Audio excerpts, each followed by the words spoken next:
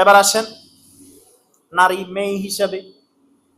রাসূলুল্লাহ সাল্লাল্লাহু আলাইহি ওয়াসাল্লাম এক হাদিসে বলছেন, যদি কারো 3টা মেয়ে থাকে এবং মেয়েগুলাকে উত্তম আখলাক শিক্ষা দিয়ে উত্তম পাত্রস্থ করা হয়, রাসূলুল্লাহ সাল্লাল্লাহু আলাইহি ওয়াসাল্লাম বলেন কাহাতাইন, আমি আর ওই কন্যা সন্তানের পিতা একসাথে কাছাকাছি জান্নাতে থাকবো। সুবহানাল্লাহ।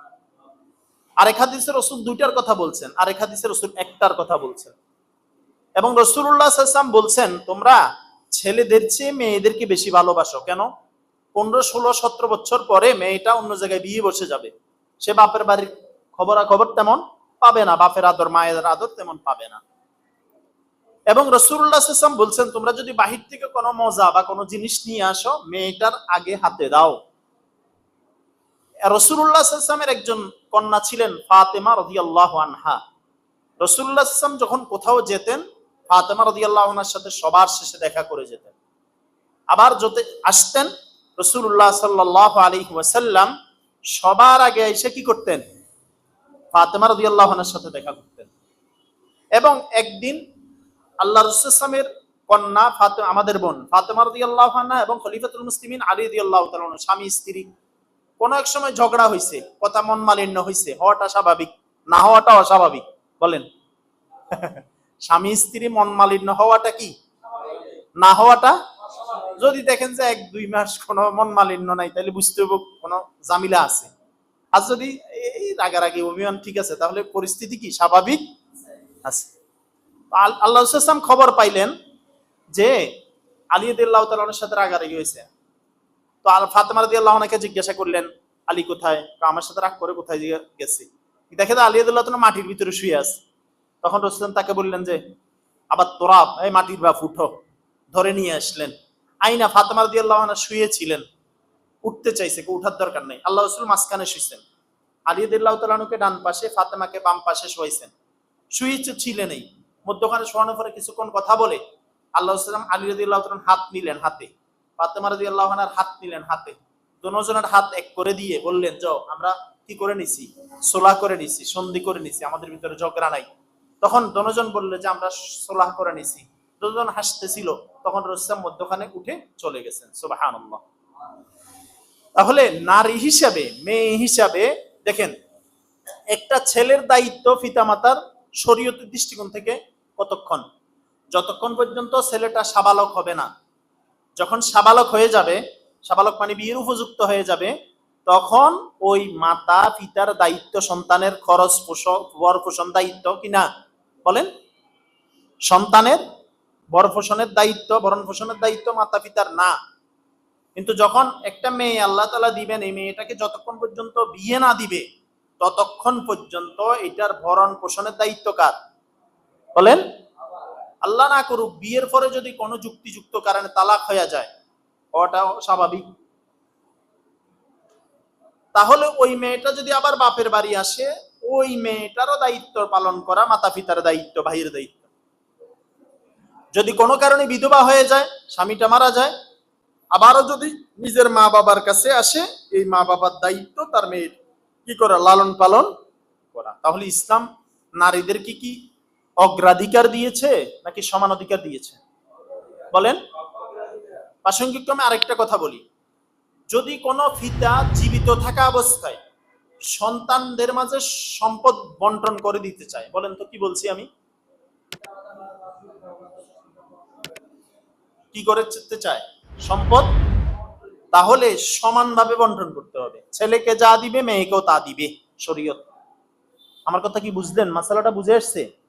জীবিত অবস্থায় যদি সন্তানদের মাঝে পিতা সম্পদ বন্টন করতে চায়, তাহলে ছেলে মেয়ে উভয়কে সমান দিতে হবে। কথা কি বুঝতে পারলাম না নতুন শুনলেন জীবনে? বলেন। হ্যাঁ, এটাই হলো মাসালা। হ্যাঁ, যদি পিতা মারা যায়, তাহলে ওয়ারিসের মাসালায় গিয়া ছেলে পাবে 2 ভাগ, মেয়ে পাবে 1 ভাগ। তাহলে মা হিসাবে ইসলাম নারীদেরকে অগ্রাধিকার দিয়েছে, মেয়ে হিসাবে ইসলাম নারীদেরকে অগ্রাধিকার দিয়েছে, এরপরে বোন হিসাবে ইসলাম নারীদেরকে অগ্রাধিকার দিয়েছে, ফুফু হিসাবে ইসলাম নারীদেরকে কি দিয়েছে? বলেন। অগ্রাধিকার দিয়েছে। খালা হিসাবে ইসলাম নারীদেরকে কি দিয়েছে? দিতে দিতে ইসলাম বলেছে 14 প্রকারের নারী এমন যারা আছে যারা তোমার মাহরাম, এদের সাথে বিয়ে হারাম, দেখা হালাল। এবং রাসূলুল্লাহ সাল্লাল্লাহু আলাইহি ওয়াসাল্লাম বলছেন খালা মায়ের জায়গায়, ফুফু মায়ের জায়গায়, মামা বাপের জায়গায়, চাচা বাপের জায়গায়। তাহলে এখন যে কথাটা বলা হয় যে নারী পুরুষকে সমান দিতে হবে, আমাদের প্রশ্ন এই জায়গায় থেকে যায়। মনে করেন আমার একজন মা, আমার মায়ের 4টা ভাই। কয় ভাই বলেন? 4 ভাই। তাহলে আমার নানা দুনিয়া থেকে চলে গেছেন, নানিও চলে গেছেন। তাহলে আমার নানার সব সম্পত্তিগুলা মোট হবে 9 ভাগ। বলেন, কথা বলেন না, আমার কথা কি বুঝতেছেন? মামারা পাবে 2 ভাগ করে 8 ভাগ, আর আমার মা পাবে কয় ভাগ? 1 ভাগ। বলেন কয় ভাগ?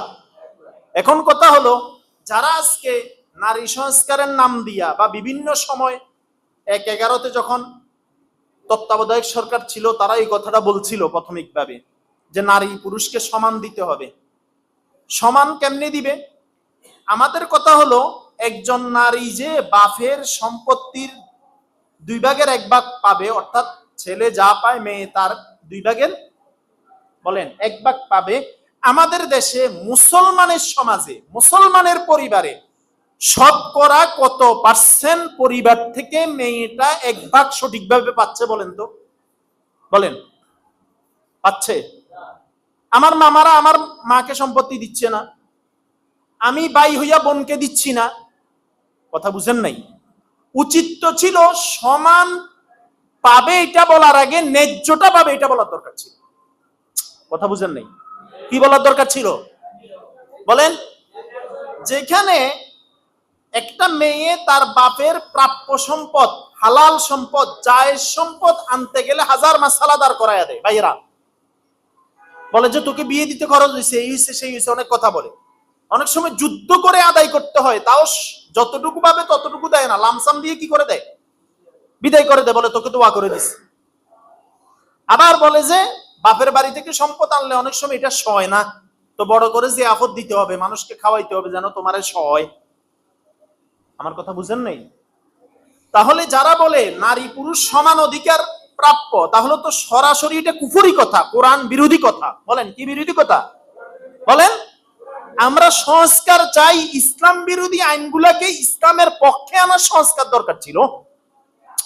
ইসলামী আইনগুলাকে সংস্কারের নাম দিয়ে ইসলাম বিরোধী আইন চাপাই দেওয়া, এটা মুসলমান সমাজে 92-90% মুসলমানের সমাজে কখনো সম্ভব হবে না ইনশাআল্লাহ। কথা কি বুঝে আসছে? তিক্ত বাস্তবতা এটাও বলতে হয়। অনেক হুজুর বাবা, আলেম বাবা তার মেয়েকে ঠকাচ্ছে, বুঝেন নাই? অনেক আলেম ভাই তার বোনকে ঠকাচ্ছে। আচ্ছা বলেন তো, আমার বাড়িতে যে নারিকেল গাছটা আছে আমার আব্বার লাগানো, এটা থেকে আমার বউয়ের অধিকার বেশি না আমার বোনের অধিকার বেশি? বলেন। আমার বোনের, আমার খালার অধিকার বেশি না আমার ফুফুর অধিকার বেশি? বলেন। ফুফুর অধিকার বেশি। আমি তো সোজা কথা এটা বলি, পুরুষরা ম্যাক্সিমাম নারীদের উপরে জুলুম করে না, অন্যায় করে না। নারীরাই নারীদের উপরে জুলুম করার জন্য যথেষ্ট। বুঝেন নাই কথা? শ্বশুরেরা পুত্রবধূকে তেমন জ্বালাতন করে না, কষ্ট দেয় না। দেবরে ভাবিকে অত জ্বালায় না, ননদে যত জ্বালায়। শাশুড়ি পুত্রবধূকে যত জ্বালায়, শ্বশুর পুত্রবধূকে অত জ্বালায় না। আমাদের সোজা কথা হলো, ইসলাম বিরোধী কোন আইন করবেন সেটা তো পরের কথা, অন্তত এটা করেন যেটা ইসলাম নারীদেরকে দিয়েছে সেটা করেন, সেটা পাওয়ার অধিকার দিয়ে দেন। সেটা নিয়ে বছরকে বছর ঘুরতে হয়, মাসকে মাস ঘুরতে হয়, সালিশ করতে হয়, দরবার করতে হয়, কোর্ট কাছারি করতে হয়, এরপর বাপের 1% সম্পদটা সে কি বলেন না পায় না। একজন স্ত্রী স্বামী মারা গেলে ওয়ারিশ পাবে 8 ভাগের 1 ভাগ। কত? কথা বলেন। আমাদের সমাজে, মুসলিম সমাজে, মুসলিম পরিবারে স্বামী মারা যাওয়ার পরে কতজন, কত মানুষ, কোন পরিবার এই যে স্বামী যে মারা গেল তার 8 ভাগের 1 ভাগ সম্পত্তি স্ত্রীকে বুঝাই দিচ্ছে? এমন কয়টা পরিবার আছে? ওই বিধবা বোনটা যদি অন্য জায়গায় বিয়েও বসে, তবুও তো সে 8 ভাগের 1 ভাগ সম্পদ পাবে।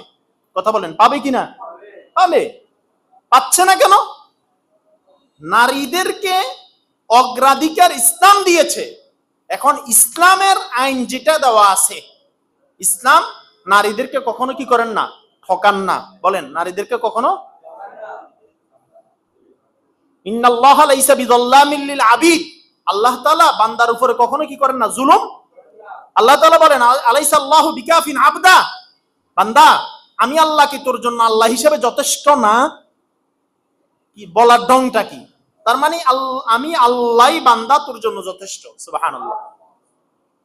এজন্য ইসলাম যেটা বলেছে সেটার ভিতরে শান্তি, আর ইসলাম যেটা বলে নাই অন্য কিছু করা, সেটার ভিতরে কি বলেন, অশান্তি।